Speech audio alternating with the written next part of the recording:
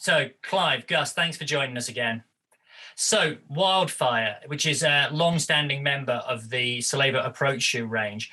As I was saying a minute ago, I've used the Wildfire from, well, we were trying to hazard a guess at how many years ago it would have been, whether it be 3, 4, 5, 6, 7, or 10. But the thing I really liked about it was it was an approach shoe, very much a shoe, but its construction was so supportive that it had almost boot-esque tendencies, but just obviously without the high collar. Yes, we've so what have we done this time around? So as you said, the Wildfire family's been around for a long time. It's probably it is the absolute kind of pinnacle of the technical segment of the Salewa range when it comes to talking about approach footwear and scrambling footwear. And it's achieved multiple grades. So previously we had you were probably talking about the original Wildfire, and we had the Wildfire Pro, which was like an asymmetric tongue. And roll on a few seasons, we've got the Wildfire Edge family, which incorporates the better lacing system for the back of the heel. And we've taken it a step further back into kind of almost an après style. So a kind of almost a leisure-esque upper made of leather, but bolted to the original chassis, the midsole and the outsole, that is ubiquitous to the Wildfire family.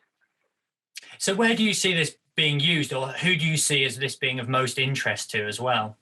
It is out and out, and first and foremost, this particular model, the Wildfire leather, is a kind of, I guess, your casual shoe. It's somebody who wants a robust casual shoe, but which absolutely has the properties and the design to scramble, to walk, to approach, hang off the back of your harness because they've still kept the loop there. So whilst we're definitely launching it into winter, if it is something you're walking to the wall with, or it's something that they then go on to use in summer as a durable cragging shoe, it's for your climber and for your off the mountain mountaineer alike. If you look at the Wildfire Edge, which we haven't got one here, but I mean, they're much brighter colours. It depends, what you want to be seen wearing, really. This is far, you could wear this to work. Indeed. I mean, it's that classic. Well, you could wear it at Kendal Mountain Festival, some may say. I mean, it's that thing, isn't it? If you go into a pub with a pair of, I guess you could say, more traditional approach shoes, they're somewhat the more striking and jazzy end of the spectrum. These are a little more incognito, a little more subtle within their styling. But the fact that you can go out, climb, a scramble approach, as you say, look at that sole unit. You look at the actual midsole levels of support as well, and it's got it all, hasn't it? Yeah, so it's as you've said there, rather than having a larger, chunkier midsole, they strip that all the way down. So it's, lighter pack on your back, lighter weight on your feet, a little bit of scrambling, a little bit of walking. But if you bolt that to the same high butyl content Pomoka rubber outsole, which is what you've got here, you've got the same tread pattern, same climbing zone, and same kind of heel counter that you do on the technical shoes. And you still have your rand and toe bumper as per they're like I say, the teched up models. And the other model that you've got to show us today, I believe, is a boot as well, which isn't in the Wildfire family, but is a part of the Salewa collection. I need to focus on my brands here. So, I mean, the Crow's been in the range now for a number of years, but it's a model we're being asked more and more for. And I guess if you were to kind of put it into a pigeonhole, what is it? Tell me what it is immediately. Is it a mountaineering boot? Is it a scrambling boot? It would probably fit into what most people regard as a typical scrambling boot. So it's a suede reinforced microfiber upper. So it's designed to make the boot a lot lighter. It uses a Gore-Tex membrane, which we all know and love. It's using 2 layers of EVA in the midsole, so it makes it nice and stiff. And it uses a nylon fiberglass midsole, so it is very light. I mean, I'm giving it some force now, but you can't bend it. So for mountainous, for scrambling, for climbing, for summer use, it's perfect. It's interesting because I know we didn't talk about liners with the Wildfire, because within what that works, within how the category that fits within, it's not appropriate. For the boots of this kind, boots of this nature, that Gore-Tex liner is kind of essential, really, I think.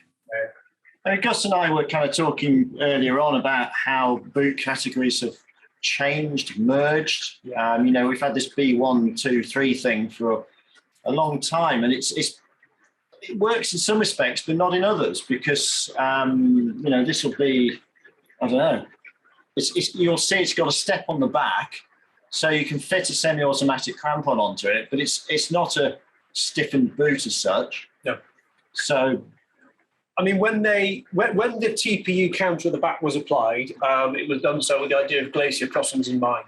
And it's not a phenomenon we're doing every day and every winter in Scotland or in the UK.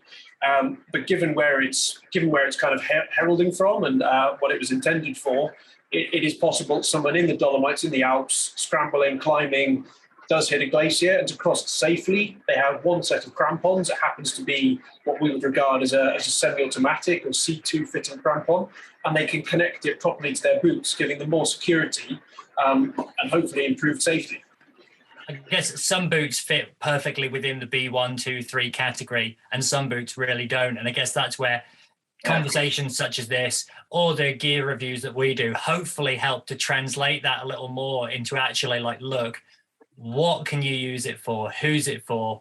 And like you say, you can fit all of those things on, but equally, it's kind of most at home in that sort of, again, it's like scrambly, climby, sort of, technical environment, I suppose. Yeah.